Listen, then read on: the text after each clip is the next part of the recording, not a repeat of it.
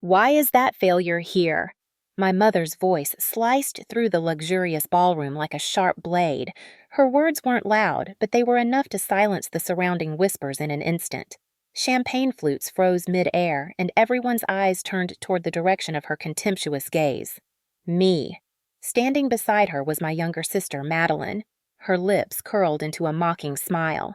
"You're not on the guest list," she said loudly, making sure the crowd could hear every word. Her voice was cold and cutting, like she was reading out a sentence. My father, Edward Sullivan, didn't flinch. He didn't look back, not even a glance. He just took a sip from his glass, posture rigid, like I didn't exist. I was used to that. The neglect, the erasure. But today was different. I took a step forward. The sound of my heels echoed against the marble floor, each click a warning, a countdown. The Grand Belmont Hotel, a temple of extravagance and vanity, was made for people like them. For the powerful. For those who believed they were untouchable. But me? The one they discarded like trash? I wasn't just showing up tonight. I was claiming my place. A wave of unease rippled through the room. I could feel it in how the guests shifted their glasses, leaned in with sharp curiosity. They sensed the tension before they even recognized me. And then I saw it. The first crack in their perfect facade. Not from my mother, not from Madeline, but from Nathan Ross, Madeline's fiancé. His smirk vanished in an instant. His body went stiff. His fingers twitched. His throat bobbed in a hard swallow. For a second, he looked like he'd seen a ghost. Interesting. I tilted my head slightly, letting the silence stretch, letting them all sit in the unease. Then I spoke, calm and controlled. "Do you really not know who I am?" The shift was immediate. The whispers returned. Dresses rustled against the polished floors. Conversations fractured. I saw my mother's grip tighten around her champagne flute. I caught a flicker of doubt in Madeline's expression. They expected me to cower, to run, to crumble like I had before. Instead, I smiled, slow, measured, like a blade sliding from its sheath. "My name is Claire Sullivan," and with that their perfect world began to unravel. I still remember the cold, how it crept into my fingers, through the thin sleeves of my coat, cutting into my bones. But that chill was nothing compared to the look on my parents' faces the night they turned me away. My father, Edward Sullivan, stood in the doorway of our grand home, arms crossed, face unreadable. Behind him, my mother Margaret held a glass of red wine, gazing past me as if I were invisible, like I was nothing but a breeze drifting by. And then there was Madeline, wrapped in a thick coat, standing behind them with that signature smug expression, like this whole moment was just a mild inconvenience. "You're a burden," my mother had said. Her voice wasn't angry. It was worse, detached, cold. A waste of time. A waste of money. I wanted to beg, to ask why, but deep down, I already knew. There would be no second chances. "No more excuses, Claire," my father had cut in, his tone as bitter as the icy wind howling behind me. "You're an adult. Figure it out." Then the door slammed shut. I stood there for minutes, maybe hours, waiting, hoping someone would open it again, that someone would come after me. No one did. Only the wind answered. I had nothing but an old backpack, the clothes on my back, and $20 in my coat pocket. My entire world reduced to that. I wandered the streets until my legs gave out, eventually curling up behind Rosie's diner beside the trash bins, where the heat from the kitchen vents barely kept me from freezing. The first night I cried, the second night I shook. The third night I didn't have any tears left. Then came the fourth morning. That's when she found me. Rita Dawson, the owner of the diner, stood over me with her arms crossed and a sharp look in her eyes. She didn't yell. She didn't ask questions. She just threw a broom at my feet. "If you're gonna loiter," she said, "you might as well be useful." That was my turning point. I scrubbed floors, washed dishes, worked double shifts without complaint. After a month, Rita let me sleep on a cot in the storage room. After a year, I had saved enough to enroll in community college. I didn't stop. I couldn't stop. By 20, I had earned a full scholarship to a top business program. At 23, I was interning at a fast-growing medical startup. And by 27, I launched my own company, a medical nutrition brand that would shake the industry. And my family? They had no idea, because they didn't deserve to know. I moved like a ghost in their world, silent, forgotten. But every step I took, every success I earned was built on the memory of that door slamming shut. And now I was back, not to beg, not to seek acceptance, but to make them feel every ounce of the silence they once forced upon me. Madeline, my younger sister, had always been the perfect daughter, the praised one, the chosen one, the protected one, and tonight, standing in her luxurious wedding gown under the glittering chandeliers, she still wore that same smug smile. She raised an eyebrow, voice sharp and theatrical. "So what, Claire? You came here to cause a scene? Or just to embarrass yourself in front of everyone?" A few guests snickered quietly behind their champagne glasses. Madeline's tone, laced with mockery, had always had that effect. I didn't answer right away. Instead, I calmly opened the soft lavender clutch in my hand and took out a neatly folded piece of paper. Slowly, deliberately, I unfolded it. I let the silence stretch, let the tension coil tighter with every movement.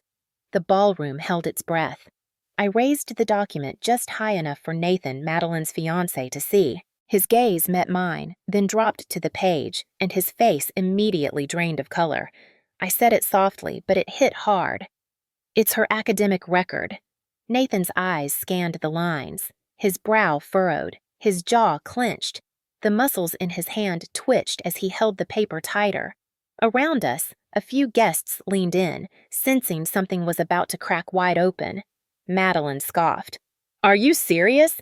You expect anyone to believe you? This is pathetic, Claire." I tilted my head slightly. "Are you sure? Because it clearly says here, you never finished med school, not even close." Nathan turned to her. "You told me you graduated, that you were waiting for your residency assignment." Madeline forced a laugh. "Oh, come on. Bureaucracy, remember? Everyone knows how slow these things are. Claire's just making stuff up to ruin my day." I smiled gently.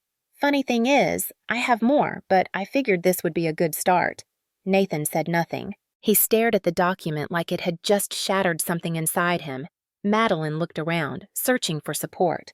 Her confidence wavered just for a second, and in that moment, I saw it, the first flicker of panic.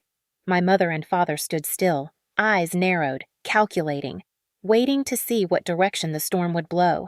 I let the silence linger a little longer, then stepped forward, my voice calm and even. They always told me not to speak unless I had proof.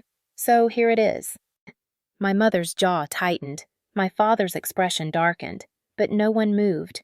No one dared to interrupt. Madeline let out another laugh, louder this time, desperate. "You're just jealous. Look at me. I have everything you don't. A fiancé, a family, a future." I didn't react. I just stepped a little closer and asked, soft but pointed, "If I'm so irrelevant, then why do you look so nervous?" And just like that, the first crack in their illusion widened. "Oh, and one more thing," I said calmly, holding the room in the palm of my hand. "Almost forgot." I reached into my coat pocket this time and pulled out a second USB drive, sleek, silver, simple. Small in size, but heavy with truth. I held it up and looked straight at Margaret. "For the past 10 years, you've been using my identity for tax fraud." The room exploded. Gasps. A sharp cry from someone near the back. More phones lifted, more eyes widened. One woman actually covered her mouth. Edward turned beet red. "That's a lie!" he barked, his voice cracking. I didn't blink.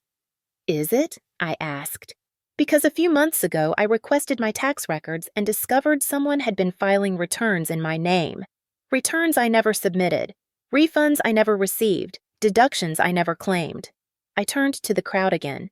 "All the money, the startup tax credits, business deductions, small business relief programs, they were processed under my name. But the bank accounts? They were under Edward Sullivan and his wife, Margaret." Dr. Manning, the hospital director and longtime family friend, stepped forward, face red with rage.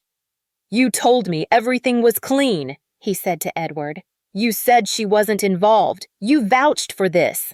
Edward opened his mouth, but nothing came out. His hands trembled. I turned to face him fully, lowering my voice just enough to be private.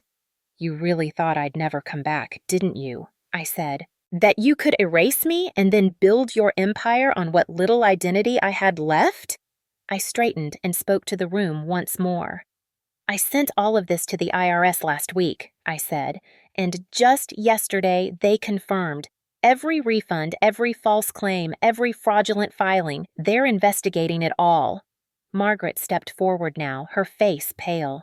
"Claire, it was a misunderstanding. We were just trying to help you when you were younger. You didn't have the paperwork and—" "Oh, please," I cut in.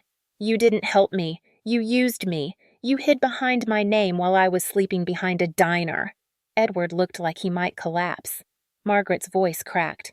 "We're your parents." "Not anymore," I said. Security at the edge of the room began speaking into their radios. I could feel it. The end was coming, and it wasn't for me. They thought I'd never come back. They were wrong. And now, everything they built on my back was falling apart. "Claire, please," Madeline whispered, her voice trembling, still clutching Nathan's hand like it was the last thread holding her world together. But Nathan didn't look at her anymore. He was staring at me, not with anger or judgment, but with the eyes of someone who just realized he'd been engaged to a lie. "Everything you told me was fake?" he asked, his voice low, almost numb. Madeline opened her mouth, but no words came out. Nathan looked down at the ring on his finger. For a moment, he hesitated. Then, without a word, he pulled it off and tossed it. The sound of metal hitting marble echoed through the ballroom, sharp, final, devastating. "I trusted you," he said, his voice barely a whisper. "And the whole time, you were just pretending." He turned and walked away. Madeline dropped to her knees, the hem of her dress spreading around her like a collapsed fantasy. Tears streaked her cheeks, smudging her perfect makeup. "Claire," she choked, "you did this just because you hate me?" I stepped forward slowly, towering over her, calm and composed. "No," I said softly. "I did this because I'm not afraid of you anymore." Margaret lunged toward me, but security stepped in, holding her back. "Claire, you can't do this to your own family." I looked at her. Really looked at her. The woman who once told me I was a waste of space, who shut the door in my face and never looked back. "Family?" I repeated, tilting my head. "Which one?" She froze. At that moment, Dr. Manning barked an order to his assistant. "Get legal on the phone, right now." Edward stood like a statue, face ghostly, lips moving but no sound coming out. The man who once said I'd never amount to anything, now couldn't even stand up for himself. I turned to Madeline once more. She reached out, sobbing harder now. "Please, Claire, I didn't mean to hurt you." I lowered my gaze, not with pity, but with clarity. "I don't care anymore." Then I turned around and walked away. Behind me, chaos erupted. Security approached Edward and Margaret. Guests murmured loudly. Phones kept recording. The perfect Sullivan legacy, reduced to scandalous ash in a single night. And I didn't look back. Not once. When the heavy doors of the Grand Belmont closed behind me, the noise from the chaos inside became nothing more than a faint echo. I stood on the marble steps for a moment, breathing in the crisp night air. It was cool, fresh, like the first breath after escaping a burning building. For the first time in years, I felt light. A car pulled up at the curb. The window rolled down. Nathan Ellis sat behind the wheel, not Madeline's ex-fiancé, but my Nathan, the one who had believed in me when no one else did, the one who stood by me through the years I built my company from scratch, the one who never asked me to explain my silence, because he already understood it. He got out of the car and simply looked at me, his eyes scanning my face carefully. "You good?" he asked. I laughed. Not a sarcastic one, not bitter or tired, a real laugh, one I hadn't felt in years. "I just buried an entire family in truth," I said, still catching my breath. "What do you think?" He smiled slightly. "So, cake?" I nodded. "Big, and sweet. He opened the car door for me without another word. I stepped inside. It wasn't like the door that had once slammed shut in my face all those years ago. This door, I chose it. This door was mine. As we drove through the city toward our favorite little bakery, I stared out the window. People bustled on the sidewalks. Lights glowed. The world went on, unaware that a chapter of my life had just closed for good. And that was the best part. To the world, tonight was just another failed wedding. But to me, it was the night I stopped surviving and started living. I didn't do it for revenge. I did it to take back my name, my life, my voice. I didn't care what happened to them next. Edward might lose his license. Margaret might face fraud charges. Madeline? She might never walk into another hospital with her fake credentials. That was no longer my concern. What mattered was the image now burned into my memory. Madeline, crying in her ruined dress, surrounded by the shards of her perfect little world, just like they left me once. And I was no longer that girl waiting at the door, begging to be let in. I was the woman who built her own doorway and walked through it without looking back.